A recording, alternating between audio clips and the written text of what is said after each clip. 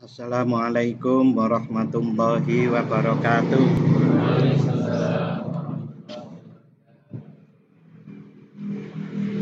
Bapak-bapak, mari kita awali dengan membaca surat Al-Fatihah untuk guru-guru kita dan orang tua kita semua.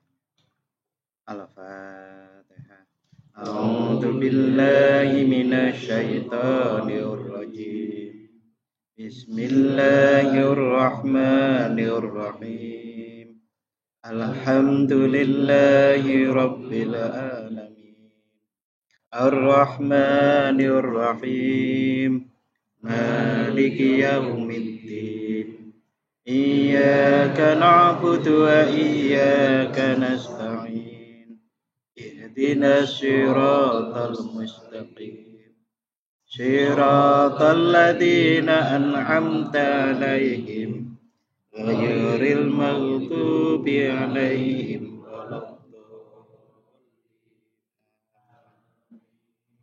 Raditu billahi rabba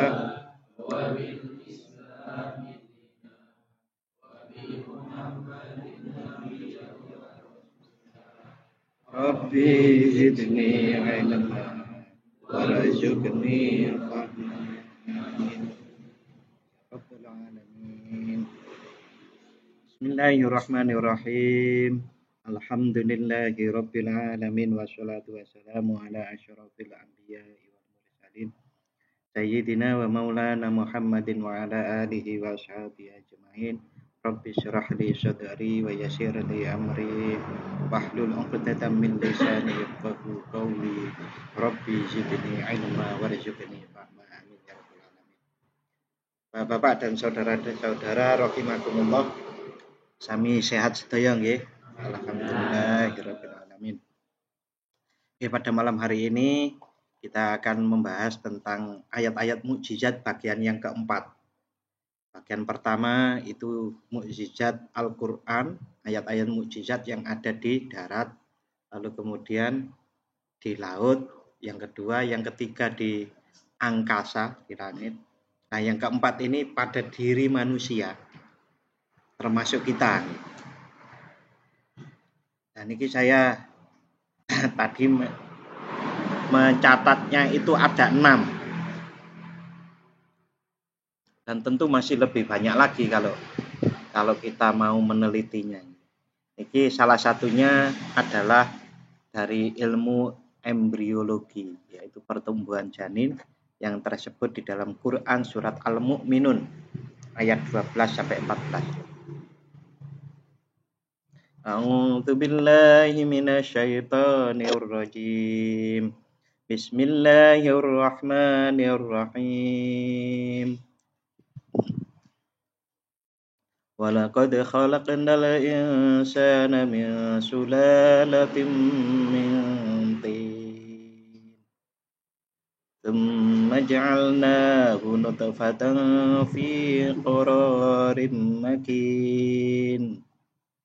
Tsumma khalaqnan nutfata 'alaqatan fa khalaqnal 'alaqata mudghatan fa khalaqnal mudghah فخلقنا المضغة عظاما فكسونا العظام لحما ثم أنشأناه خلقا آخر فتبارك الله أحسن الخالقين.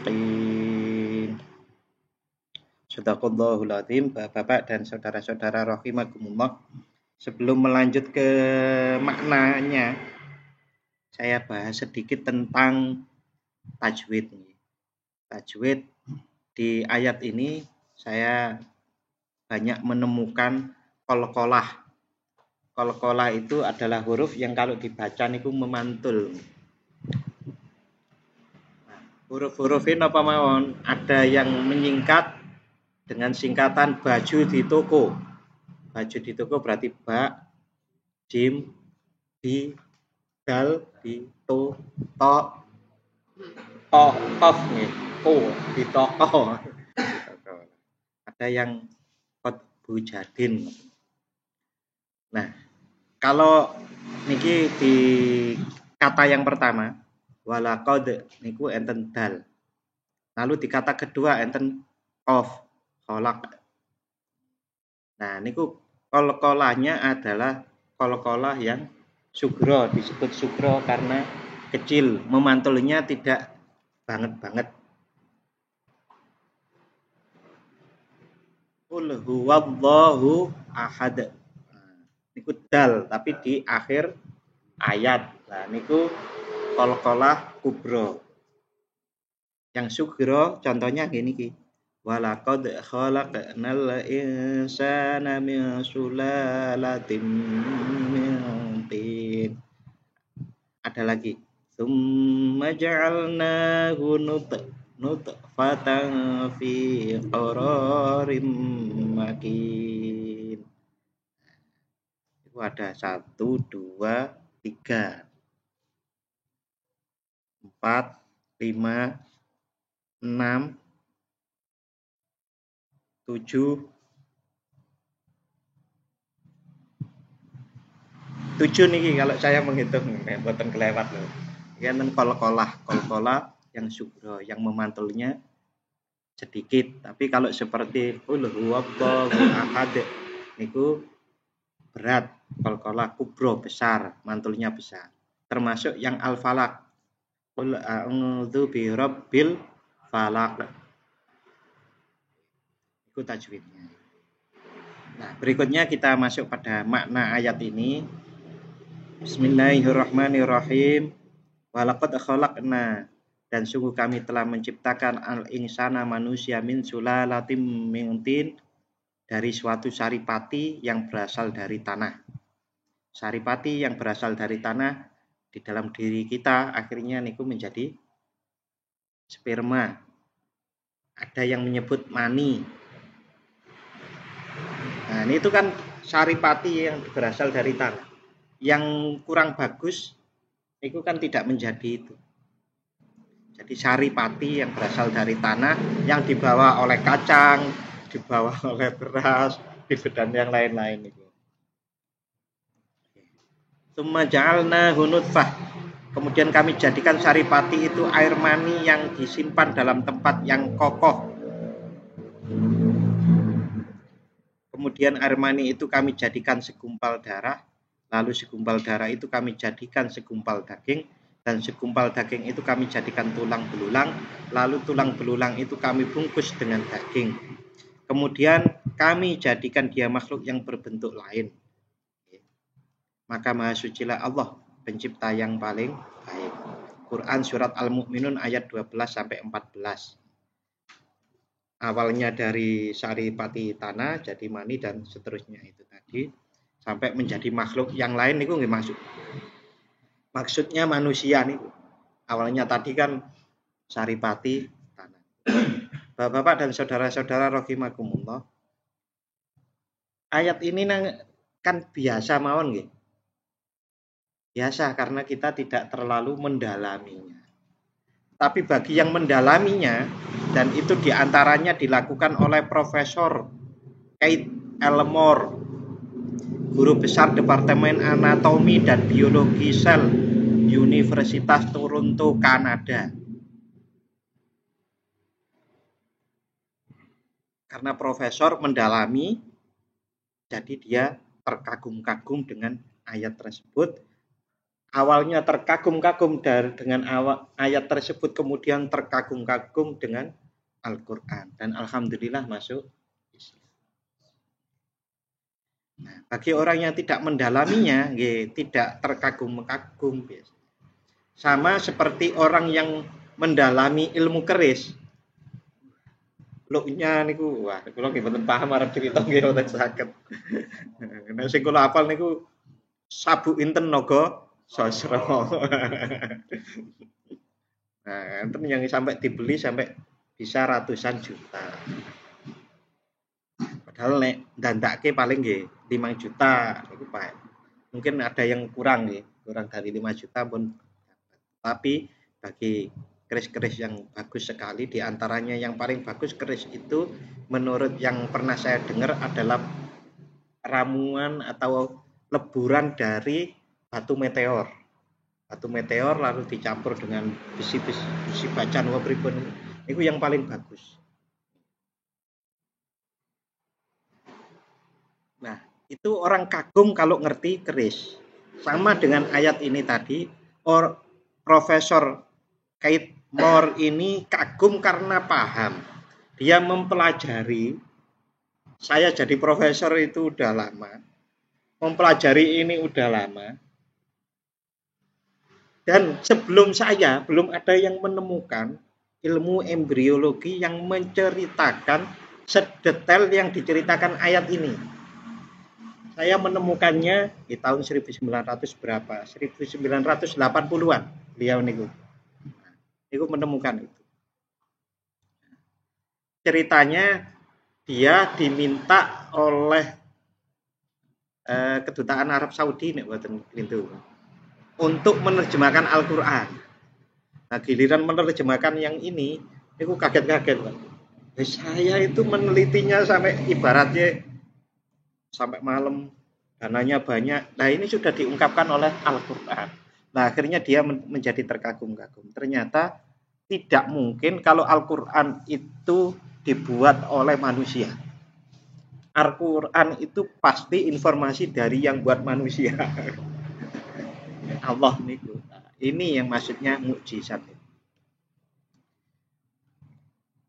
Bapak-bapak rahimakumullah. Al-Qur'an secara gamblang menjelaskan proses pembentukan embrio manusia. Ayat itu tadi berbicara tentang pertumbuhan janin di dalam perut ibu fase demi fase, padahal janin dan pertumbuhannya tidaklah terlihat dengan mata kepala dan tidak mungkin juga dijelaskan hanya dengan kira-kira.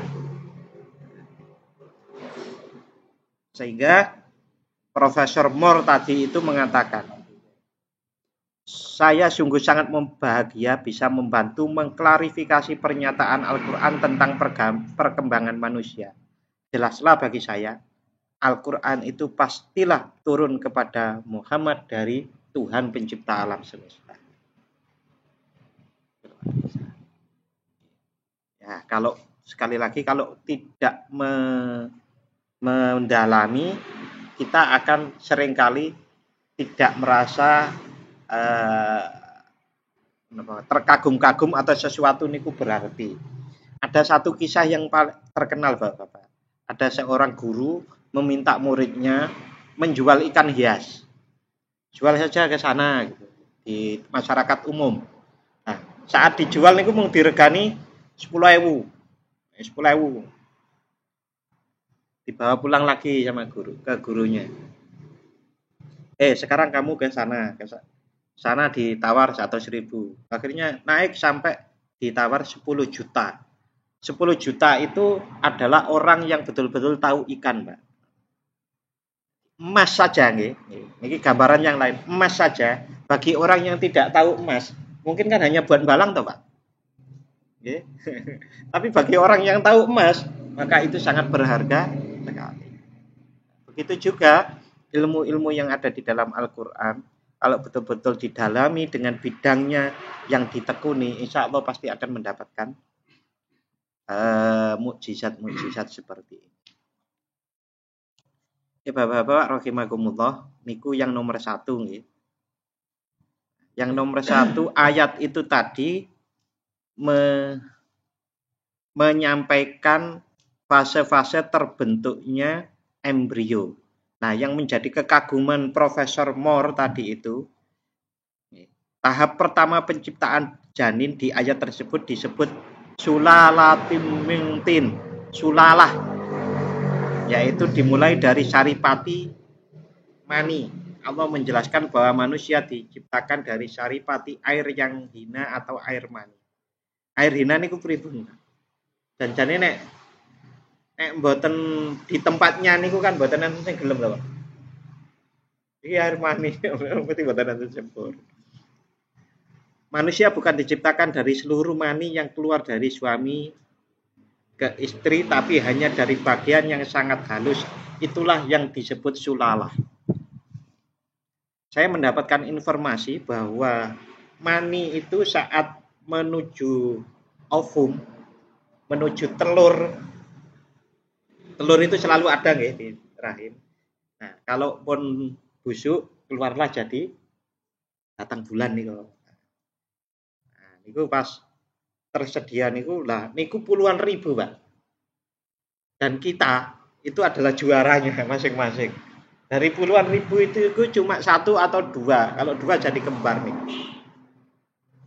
Cuma satu rata-rata orang. Niku dari puluhan ribu. Berarti kita kan sudah pernah jadi juara Pak asli sana.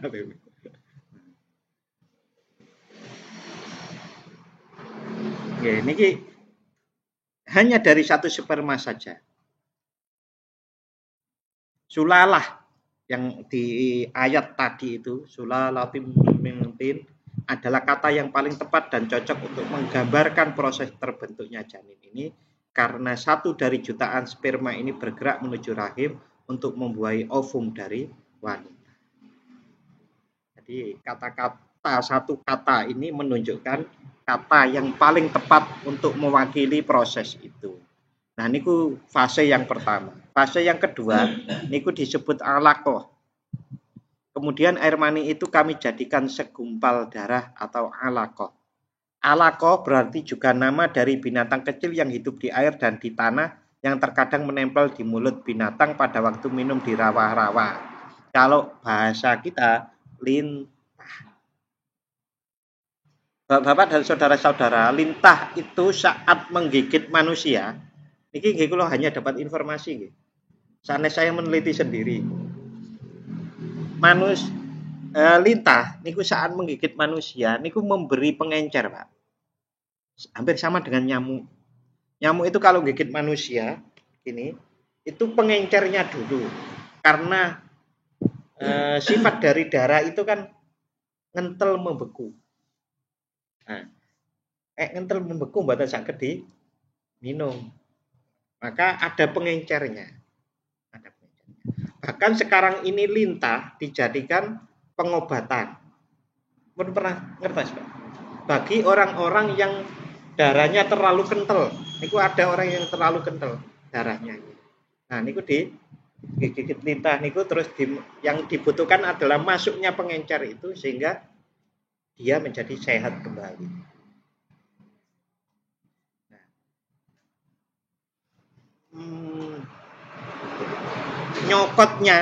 Nyokotnya alaqah itu seperti lintah niku.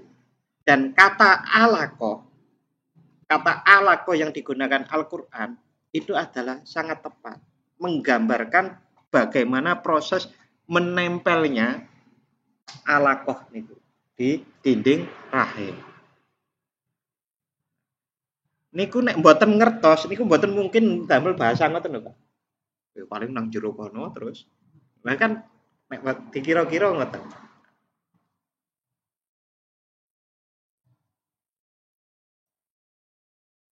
Berikutnya bahkan ini ada satu komentar begini. Janin pada fase ini, pada fase alaqah, kalau dibandingkan dengan lintah, di foto kedua-duanya, niku sama persis. Sulit untuk membedakan. Itu ada penelitian seperti itu.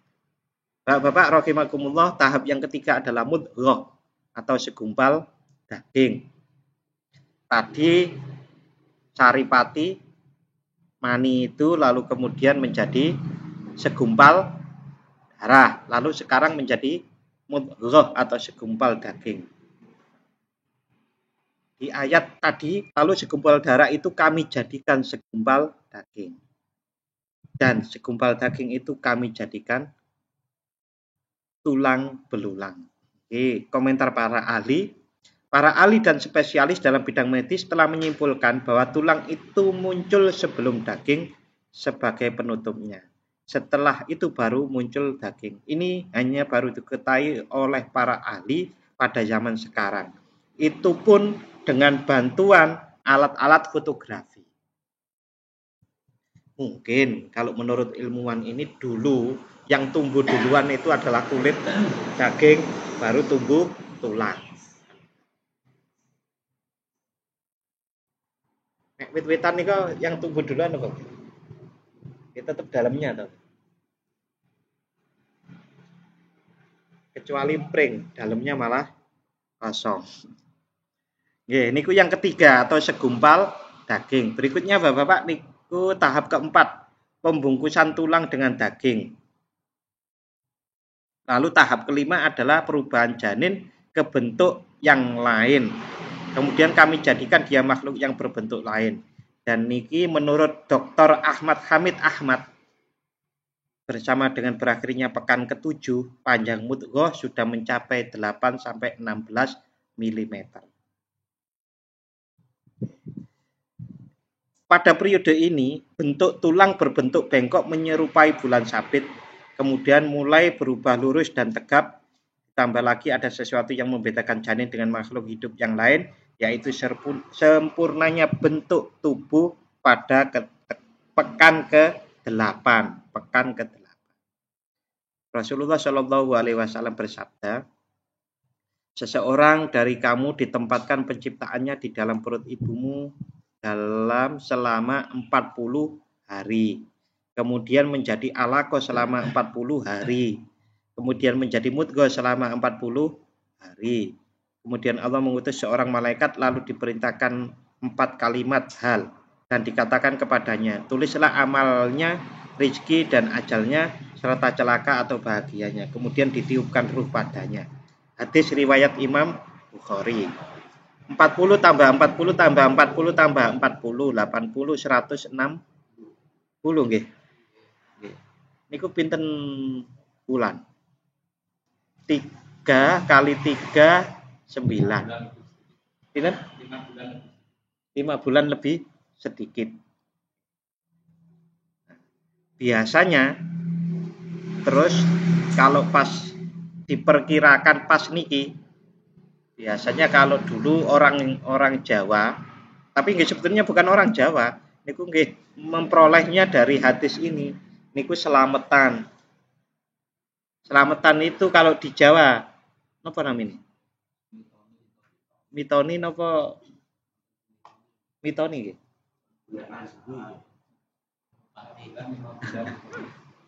Niku nek lengkap dijalanaken ngoten nggih bola bali syukuran nggih. Intinya sebagaimana kita sangat kenal sebuah hadis, Rasulullah Shallallahu Alaihi Wasallam kan bersabda ngeten iki. As-shadaqatu tadfaul bala. Sedekah itu menolak bala niku bencana bilahi. Maka caranya agar orang itu meminta selamat kehamilannya dengan banyak selamatan. Karepe ngoten niku. Biasanya janjane kan donga dhewe nggih saged. Nah, nek kalau orang dulu niku yang biasanya diajak donga niku gurunya. Karena biasanya kalau orang dulu kalau donga dhewe niku mboten pede, kan ngoten to.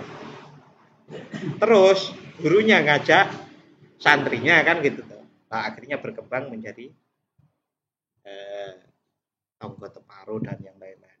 Akhirnya sampai sekarang kemudian ada yang gak sepakat lagi. Awal-awal zaman ngoten.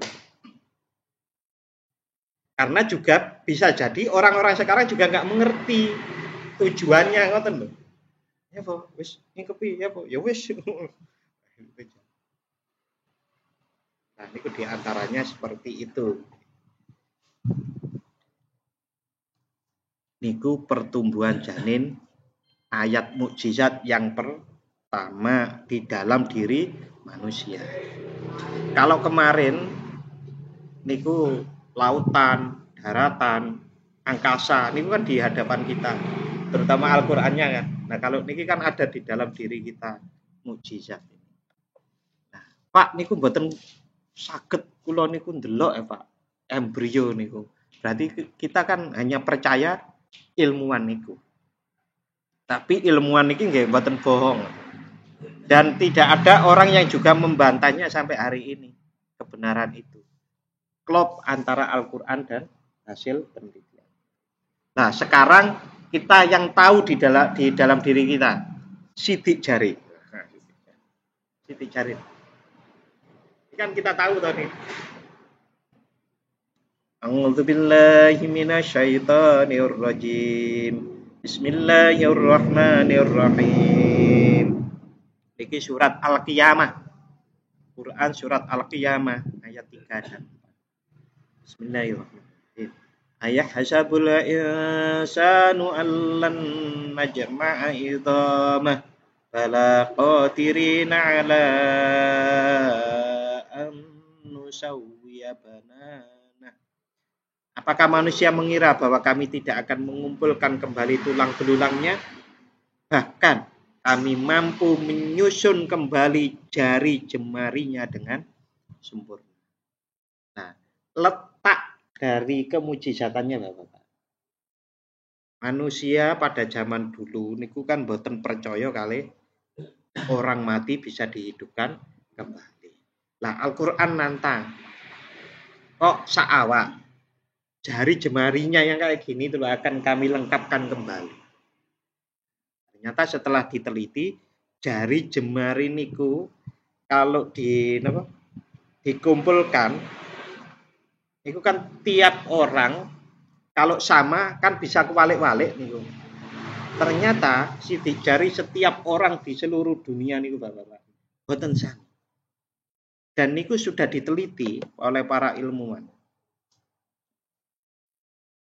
Bahkan ilmuwannya niku bilang gini, kemajuan tentang sidik jari itu dikatakan tiada bandingnya. Karena ilmu kedokteran mengungkap rahasia sidik jari yang tidak akan mungkin terjadi kesamaan di antara satu jari dengan jari yang lainnya, meskipun dalam satu tangan. Satu tangan ini betul sama. Ini pun diteliti Pak. Artinya setelah manusia menganggap spektakulernya penemuan ilmu tentang sidik jari itu, di dalam Al-Quran itu sudah dipakai untuk menantang kalian mau percaya atau enggak dengan Al-Quran. Luar biasa sekali.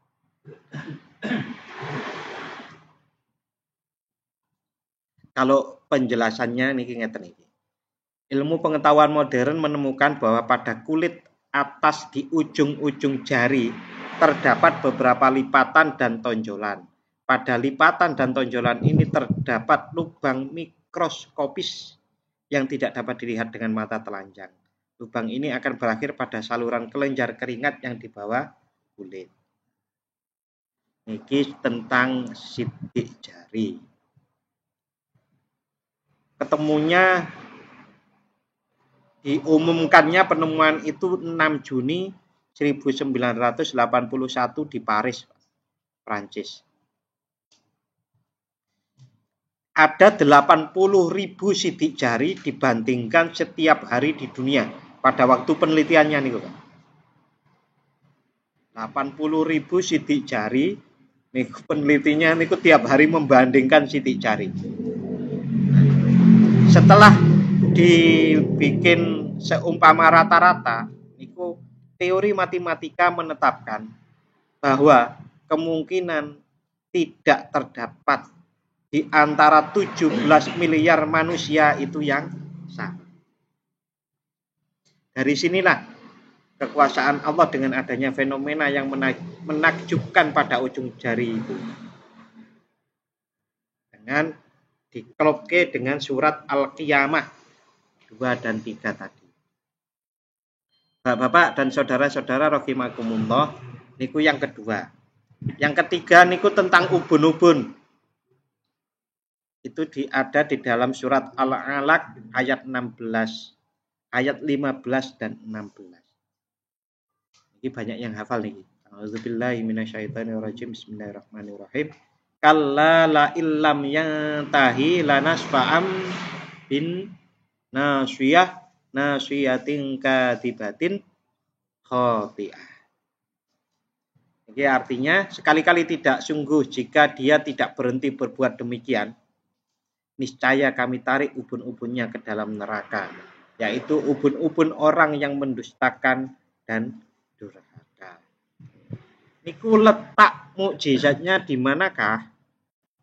Bapak-bapak, ini saya baca nih. Profesor Muhammad Yusuf Sakhr memaparkan bahwa tugas bagian otak yang ada di ubun-ubun manusia adalah mengarahkan perilaku seseorang.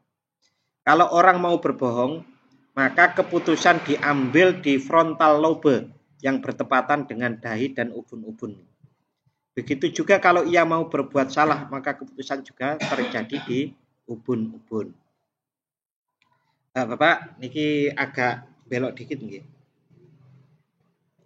Orang niku kalau banyak mikir, kepalanya kan sakit. Gitu. Nah, maksud saya ingin memberitahu ngeten. Salah satu cara untuk mengalihkan agar pas banyak pikiran, niku bukan dipikir dengan otak kita, tapi dengan hati kita. Hati itu lebih besar kapasitasnya daripada otak. Jadi pripun caranya? Konsentrasi yang sakit itu dipindah, mikirnya niku dipindah ke hati. Hati yang mana? Nggih, pun pokoknya krasa hati sing pundi niku. Karena hati itu juga bukan jantung niku. Sama Bapak. Salat niku sing khusyuk kan tidak hanya pikiran, tapi juga batin kita, hati kita. Maka cara membaca Allahu Akbar niku ampun cuma lisan saja, disambungkan dengan pikiran saja mboten. Tapi disambungkan ke semuanya. Dicobilah. Paling enggak pengalaman saya pribadi niku lebih enak. Walaupun sekali lagi sholat buat cari enak loh. Tetapi itu terasa lebih nyaman, dan nyaman itu akan mudah seperti lingkungan yang mudah untuk khusyuk. Nyaman niku. Ya. Rasulullah dalam satu hadis niku melarang orang kalau sudah qomat jalan ke masjidnya niku lari. Niku dilarang. Karena apa? Kalau lari jadinya enggak nyaman. Enggak nyaman, maka khusyuknya semakin sulit. Nyaman itu adalah lingkungan yang baik untuk tumbuhnya khusyuk. Sebagaimana mudahnya tumbuhnya rumput nek pas basah tanah ini kok. Nah, khusyuk itu akan lebih mudah tumbuh kalau nyaman. Saya kadang-kadang sampai niki pribadi saya tidak mengatakan sunnah dan macam-macam tidak. Ini pribadi, pengalaman pribadi, karena khusyuk itu kan diperintahkan oleh Allah. Maka saya berusaha belajar khusyuk. Pada waktu mau sholat ini kadang-kadang saya sampai tarik nafas panjang dulu Bapak. Coba saya keluarkan semuanya biar nyaman, agar lebih mudah. Cobalah dipraktekkan. Niku nggih kalau purun, mboten wajib, mboten sunah, tapi upaya ikhtiar saya.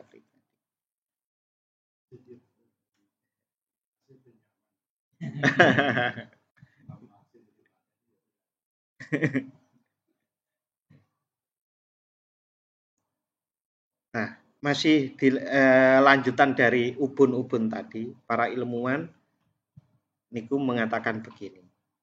Dengan mempelajari susunan organ bagian atas dahi kan niki, maka ditemukan bahwa ia terdiri dari salah satu tulang tengkorak yang disebut frontal bone.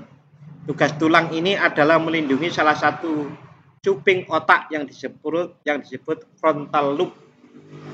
Di dalamnya terdapat sejumlah pusat neurotis yang berbeda dari segi tempat dan fungsinya. Lapisan depan merupakan bagian terbesar dari frontal lobe dan tugasnya terkait dengan pembentukan kepribadian individu tadi. Iki Pak, kata kuncinya ubun-ubun. Di ubun-ubun ada frontal lobe yang tugasnya terkait pembentukan kepribadian individu. Maka seseorang kalau sering bohong, tadi ayatnya adalah al-kadhiba khoti'ah, ngoten lho. Kadhiba niku bisa dikatakan bohong dan sering bohong. Orang kalau sering bohong, kalau dilanjutkan namanya pembohong.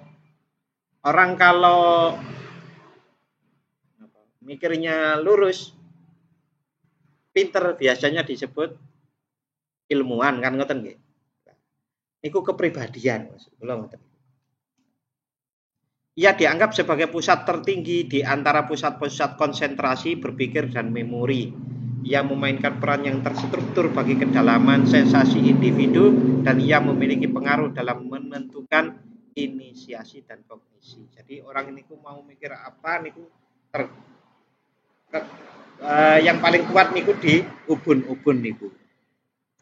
Bapak-bapak, di ayat yang lain tentang ubun-ubun ada di surat Hud ayat 56. Allah Subhanahu wa taala berfirman yang artinya tidak ada suatu binatang melata pun melainkan dialah yang memegang ubun-ubunnya. Jadi binatang melata kita niku nggih termasuk salah satunya yang melata. Walaupun kalau kita disebut binatang niku kan nggak boleh karena kita punya akal.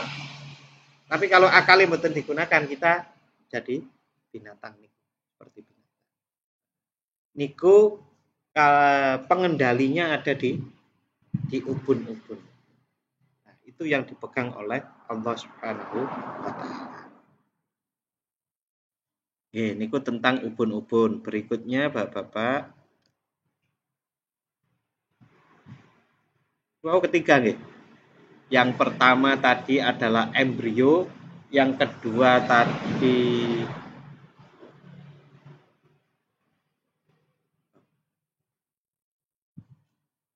yang ketiga ubun-ubun, yang kedua apa nomor? Sidik jari. Ya Allah, pun lali. Baru sana. Terus ubun-ubun yang keempat ini Bapak-bapak tentang Al-Qur'an mencerdaskan otak. Allah Subhanahu wa taala berfirman di dalam Quran surat Yusuf ayat 2. A'udzubillahi minasyaitonirrajim. Bismillahirrahmanirrahim. Inna anzalnahu Qur'anan Arabiyyan la'allakum ta'qilun. Sesungguhnya kami menurunkan Al-Qur'an sebagai menurunkan Al-Qur'an berbahasa Arab agar kamu mengerti. Mengerti niku kan cerdas. Kaitannya ngeten Bapak. Ada satu penelitian yang dilakukan oleh 5 orang sukarelawan berusia 17 sampai 40 tahun dengan menggunakan alat ukur stres. Alat ukur stres jenis Medak 2002 yang dilengkapi software dan sistem detektor elektronik hasil pengembangan pusat kedokteran Universitas Boston Amerika. Jadi ada orang diteliti menggunakan alat ini.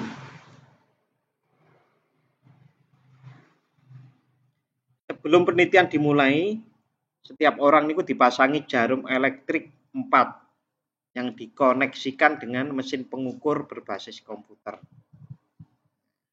Pun, nggih. Lah uji cobane pripun?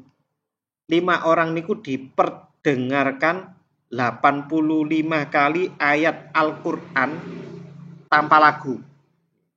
Jadi 5 orang diperdengarkan 85 kali ngaji Al-Qur'an tanpa lagu.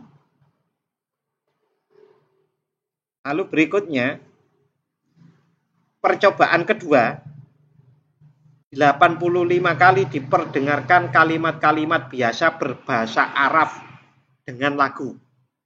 Jadi Al-Qur'an, yang pertama tadi Al-Qur'an tanpa lagu, yang kedua cuma bahasa Arab bukan Al-Qur'an tapi dengan lagu. Percobaan ketiga sebanyak 40 kali dibiarkan duduk membisu sambil menutup mata tanpa dibacakan apa-apa. Mung dikongkon lungguh. Kali 40 loh, Pak. 40 kali loh dikongkon lungguh. Meneng tok nih. Hasilnya, Bapak, 65% yang diteliti tadi yang mendengarkan ayat-ayat Al-Qur'an mendapat ketenangan batin dan ketenangan syaraf turun hingga 87%. Maksudnya niku tenang banget. ketegangan saraf. Saraf nek tegang kan mboten tenang. Nah, nek turun sampai 97 yang tegang baru tinggal 3 tok. Berarti kan tenang banget nih saraf. Itu luar biasa. Cuma 85 kali loh, Pak. Tadi baca Al-Qur'annya. Jenengan muter mau ping pinten? Bisa tok. Nggih. Tapi nggih pun saya daripada mboten lah nggih. Nah, kesimpulannya secara umum, bacaan Al-Quran berpengaruh besar hingga 97% dalam melahirkan ketenangan jiwa dan penyembuhan penyakit. 97%. Nah, kemudian ada yang berpendapat bahwa Al-Quran sing kaya apa carane maca. Sing bener. Ibaratnya sing paling manjur untuk menurunkan ketegangan saraf tadi itu yang paling bener. Yang paling bener niku napa? Nggih tartil, nggih tajwid dilakukan. Nuwun sewu, niki tadi mboten maca dhewe lho. Jenengan ngrungokaken mawon. Nah, ini tadi penelitiannya tidak baca. Kalau kemudian kita naikkan grade-nya. Nah, umpama moco mesti ini kan lebih tenang. Nah gitu. Kok mocone enggak tenang-tenang? Kan. Umpamanya begitu. Aku moco Al-Qur'an nggih mboten tenang-tenang niku, Pak. Mungkin kalau saya bisa menduga di antaranya salah satunya nopo-nopo niku sing paling berperan sangat besar niku apa yang ada di dalam dada. Orang pokoknya niate. Sok maca Quran kok niatin galak tenang kan salah. Aja-aja malah ora iso tenang. Maka niatnya itu harus lillahi ta'ala. Ya sing paling ikhlas niku biasane bengi-bengi gak ono wong ngerti maca dhewe. Ada seorang dokter namanya Ahmad Al-Qadhi menyatakan bahwa ternyata niku berarti pun penelitian Bapak-bapak. Membaca Al-Qur'an ba'da maghrib dan ba'da subuh dapat meningkatkan kecerdasan otak sampai 80%. Betul apa?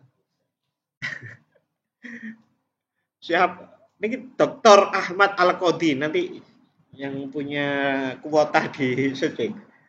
Dr. Ahmad Al-Qadhi meneliti dan menghasilkan penelitiannya, membaca Al-Quran selepas maghrib dan subuh dapat meningkatkan kecerdasan otak sampai 80%. Karena pada waktu-waktu tersebut terdapat pergantian dari siang ke malam dan dari malam ke siang hari. Pasti gelombangnya agak besar. Gelombang perubahan niku nggih. Perubahan alam niku. Berarti tadi mencerdaskan otak dan juga menurunkan tingkat ketegangan saraf atau stres. Janjane pun ngerti ngeten iki, Pak. Kadang-kadang kan pun lakon nggih abot, Pak. Lah nggih abot. Iku jurusnya memang dipeksa kok, Pak. Ngeler niku dipeksa, jurusnya niku dipeksa. Pokoknya nek sing sifatnya males-males niku jurusnya paksa kok. Memaksa diri sendiri loh, Pak. Di antaranya cara memaksa niku adalah dikerjakan dalam waktu yang rutin terus. Sampai-sampai ada anekdot gini. Ada gambar yang sifatnya anekdot. Orang niku lagi nyiram bunga pakai lancuran niku. Tapi bunga itu juga kehujanan dan dia juga kehujanan. Saking disiplinnya bendino nyiram bunga, Pak. Ya niku anekdot niku nggih napa nggih gergeran.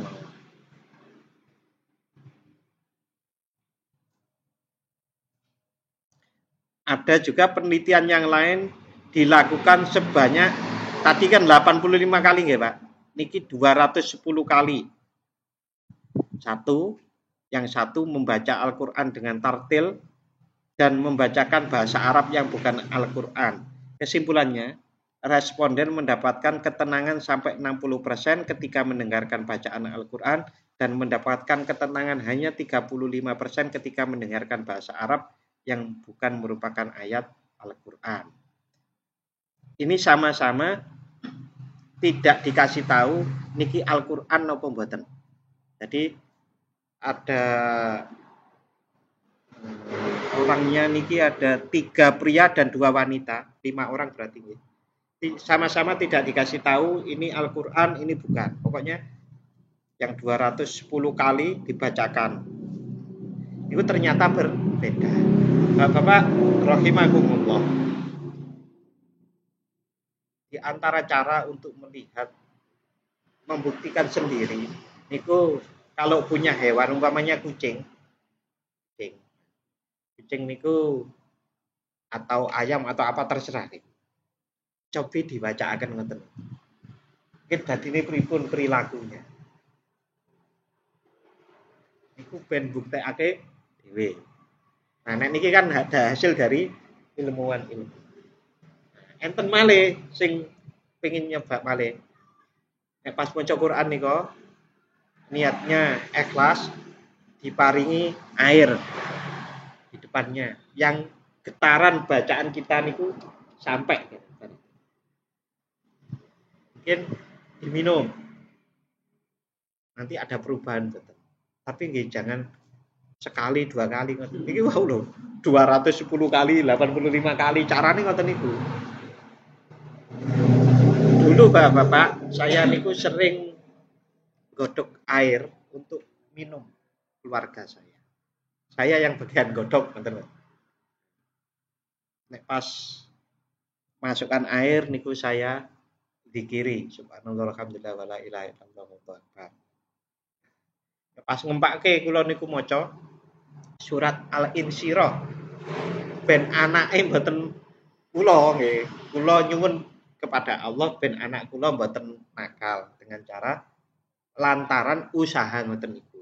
Usahanya doa dengan cara seperti itu. Al-Insyirah niku kan kelapangan dada toh, Pak.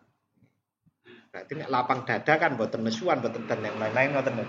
Nah, saya berharap anak-anak saya seperti itu, saya bacakan seperti itu. Karena dulu pas anak saya yang barep yang kecil niku terkenal niku, mungkin nggih cah cilik nggih. Terkenal disenggol wong. Nah, Bapak-bapak rahimakumullah. Niki masih ada yang kelima dan yang keenam.